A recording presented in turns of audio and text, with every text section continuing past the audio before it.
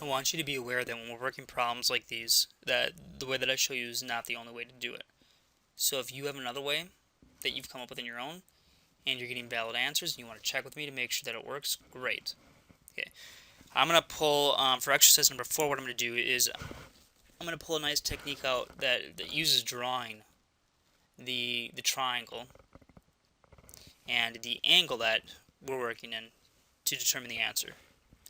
So what I need to find is the cosine of some angle. And when I'm given, so this is what I need to find.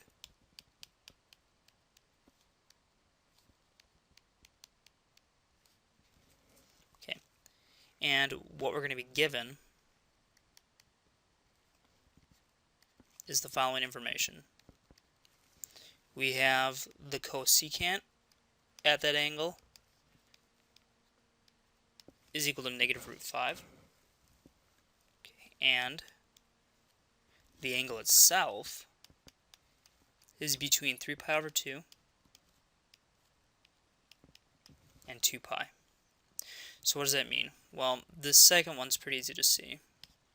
Second one just says, look, our angle, draw here in green, is between here and here.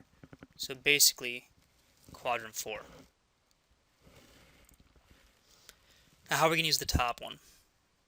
What I'm going to do is I'm just going to draw out a triangle. I'm going to draw it out in quadrant 4.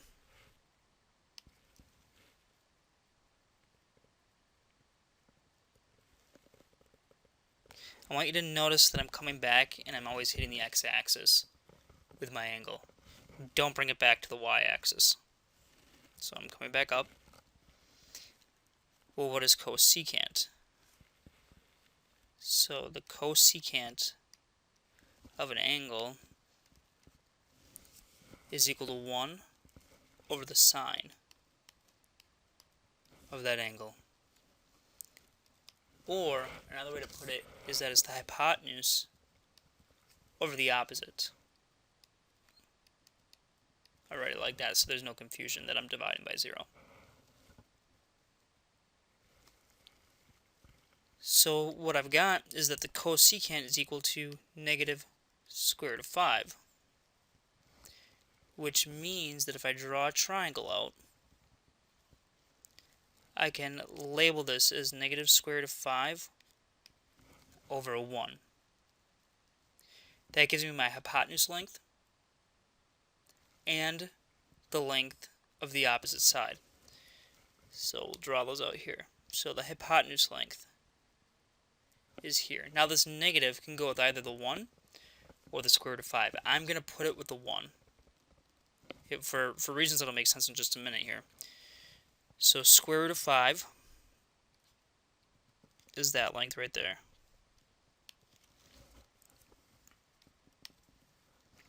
This 1 is going to be the opposite. So opposite sides over here. And I'll make it -1. So over here, hypotenuse, over here, the opposite side. Now what do I need to know? Well, I'm looking for the cosine of that angle.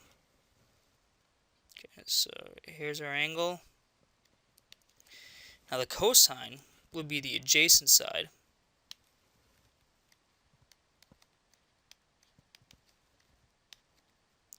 over the hypotenuse. So what I need to know is what's the adjacent side. So basically, what is that length right there?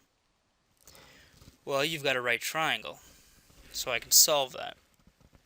So I know that -1 squared plus something, we'll call it x, plus something squared, or adjacent if you want to call it a, that's fine. In fact, you know what? I'll put down a here so that it stays consistent with this over here. So a squared is equal to the hypotenuse squared. So square root of 5 squared. So let's solve this. This gives me 1 plus a squared is equal to 5. Subtract 1 from both sides, we get 4.